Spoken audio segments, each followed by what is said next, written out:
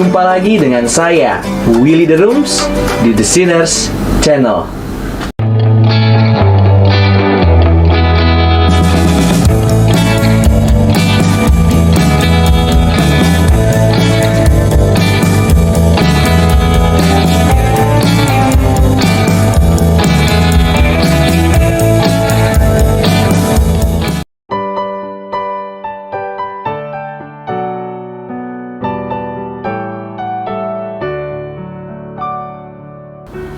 Pada zaman sekarang, kita dipaksa untuk belajar dan memikirkan hal-hal tertentu saja, terutama yang berkaitan dengan yang membawa profit bagi diri kita. Bidang yang kita pelajari dalam pendidikan formal pun sifatnya semakin lama semakin menyempit. Akhirnya, banyak bidang yang tidak sempat kita sentuh dan wilayah pengetahuan kita kurang meluas. Bidang bahasa atau linguistik adalah salah satu bidang yang jarang dibahas dan diperhatikan dalam konteks kekristenan. Bidang ini dianggap tidak menarik dan hanya mengulas tentang hal yang dapat kita ketahui dan gunakan sehari-hari. Berbeda sekali dengan Bapak Gereja Agustinus yang mempelajari banyak sekali bidang dan salah satunya adalah bahasa. Agustinus menulis sebuah buku tentang tata bahasa, The Grammatica, 6 buku tentang ritme musik, dan 5 buku lainnya tentang dialektika, retorika, geometri, aritmatika, dan filsafat. Semangat pembelajaran Agustinus perlu kita teladani agar bidang pengetahuan yang kita miliki tidak sempit dan disintegratif. Pada kesempatan kali ini, saya akan membahas sedikit tentang filsafat bahasa yang diutarakan oleh Agustinus dalam beberapa bukunya, seperti dalam The Grammatica, The Magistro, Retraction, The Doctrina Christiana, The Dialectica, dan The Quantitate Animae. Agustinus melihat bahasa sebagai sesuatu yang sangat menarik. Dia mampu melihat banyak misteri di dalamnya yang jarang kita pikirkan. Pernahkah kita memikirkan bagaimana caranya seseorang dapat berkomunikasi dengan orang lain? Bagaimana seorang dewasa bisa mengajarkan anak kecil atau bayi untuk berbicara? Padahal tidak ada medium seperti bahasa untuk menyinkronkan apa yang ada di antara kepala mereka. Mengapa ketika seseorang membicarakan sesuatu, orang lain bisa mengerti dan berespon? Mengapa ketika seorang guru menjelaskan kepada murid-muridnya, ada yang mengerti, tetapi juga ada yang tidak mengerti? Apa yang sebenarnya sedang dipindahkan dari satu orang ke orang lainnya? Apa yang sebenarnya sedang terjadi? Bagi Agustinus, tidak cocok jika kata mengajar diasosiasikan kepada manusia. Menurutnya, manusia tidak mungkin bisa mengajarkan pengetahuan kepada manusia lainnya. Manusia mungkin saja membuat orang lain meniru apa yang dia lakukan dan mendengar apa yang dia katakan. Tetapi manusia tidak akan bisa membuat seseorang memiliki pengetahuan seperti yang dimiliki dirinya. Dengan kata lain, tidak ada cara bagi manusia untuk melakukan transfer pengetahuan jika hanya bergantung pada dirinya sendiri. Karena memang manusia tidak tahu bagaimana cara melakukannya dan tidak pernah ada yang mengajarkannya. Ketika kita memiliki seorang anak bayi, tentu dia akan melihat gerak-gerik kita, melakukan imitasi terhadap apa yang kita lakukan. Tetapi sejak lahir, anak belum memiliki bahasa seperti orang tuanya. Dia tidak pernah mendengar dan mengerti bahasa yang digunakan orang tuanya. Lantas, bagaimanakah caranya? Hanya dengan mengikuti gerak-gerik orang tuanya tanpa bahasa verbal, si anak bisa mengetahui tentang ini dan itu. Bagaimana anak itu bisa mendapatkan pengertian dan pengetahuan? Dapatkah Anda berpikir tanpa bahasa verbal dalam kepala Anda?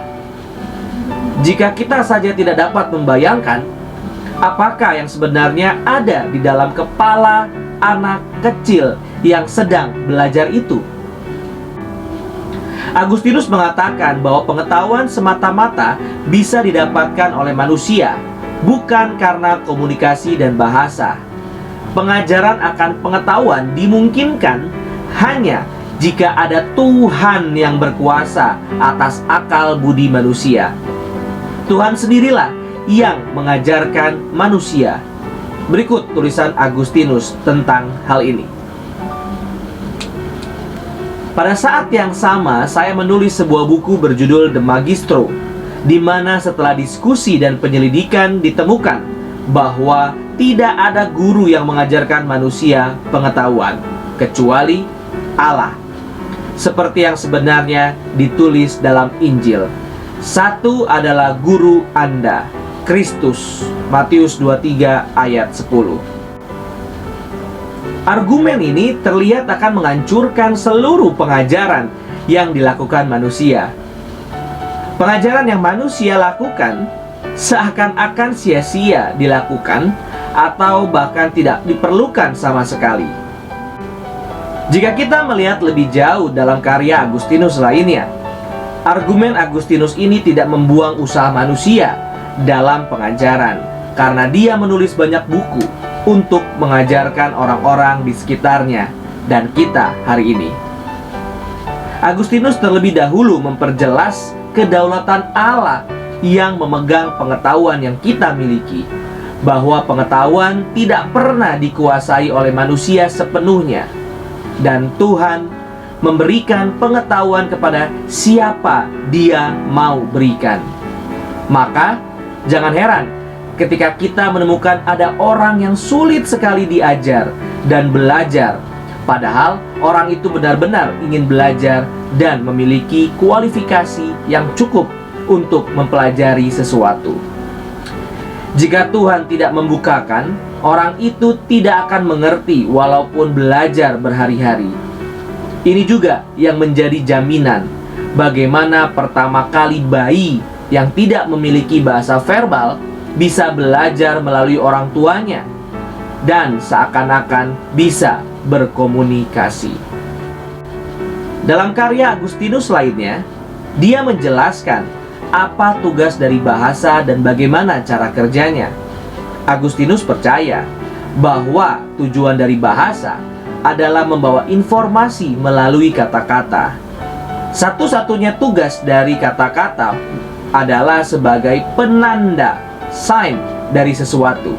Agustinus mengatakan, karena tidak ada yang menggunakan kata-kata kecuali untuk tujuan menandakan, dalam bukunya The Doctrina Christiana.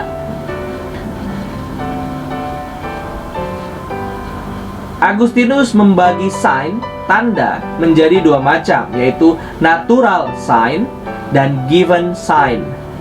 Natural sign adalah tanda yang tanpa ada keinginan dari kita untuk menebak apa arti dari tanda itu, tetapi menyebabkan kita mengetahui adanya hal lain yang bisa dikenali melalui tanda itu. Contohnya adalah asap yang membumbung tinggi menandakan adanya api. Wajah yang sedih atau marah menandakan keadaan jiwa orang tersebut. Lalu sedangkan given sign adalah tanda yang digunakan oleh antar makhluk hidup untuk mendemonstrasikan sebisanya yang ada dalam benak mereka. Agustinus mengatakan bahwa tidak ada alasan bagi kita untuk menandakan sesuatu kecuali untuk mengekspresikan dan menghantarkan kepada mind, pikiran orang lain apa yang ada di dalam mind kita. Tetapi given sign ini tidak harus kata-kata, bisa saja bahasa tubuh atau tanda lainnya. Tetapi tidak bisa dipungkiri bahwa manusia paling sering melakukannya dengan kata-kata verbal. Tentang ini Agustinus menuliskan, kata-kata telah memperoleh dominasi penuh di antara manusia untuk menandakan apapun yang dikandung dalam pikiran, bahwa siapapun mungkin ingin berkomunikasi. Prodir, The Doctrina Christiana. Dengan ini kita mengetahui bahwa kata-kata merupakan cerminan dari apa yang ada di dalam mind seseorang, di dalam pikiran seseorang. Walaupun kata-kata bisa digunakan untuk menipu, itu hanya membuktikan bahwa orang itu memiliki maksud dalam pikirannya untuk menipu sejak awal. Apa yang ditandakan signified oleh kata-kata. Yang ditandakan oleh kata-kata adalah hal apapun yang bisa dimengerti oleh manusia. Agustinus menuliskan, sebuah kata verbum adalah tanda signum dari segala jenis hal res yang dapat dipahami oleh pendengar dan diucapkan oleh pembicara. Sesuatu adalah apapun yang dirasakan atau dipahami atau disembunyikan. Tanda adalah apa yang menunjukkan dirinya kepada indera dan sesuatu di luar dirinya sendiri ke pikiran. Berbicara berarti memberi tanda dengan ucapan yang mengartikulasikan. Dengan mengartikulasikan, maksud saya salah satu yang dapat terdiri dari huruf. Dalam bukunya The Dialectica.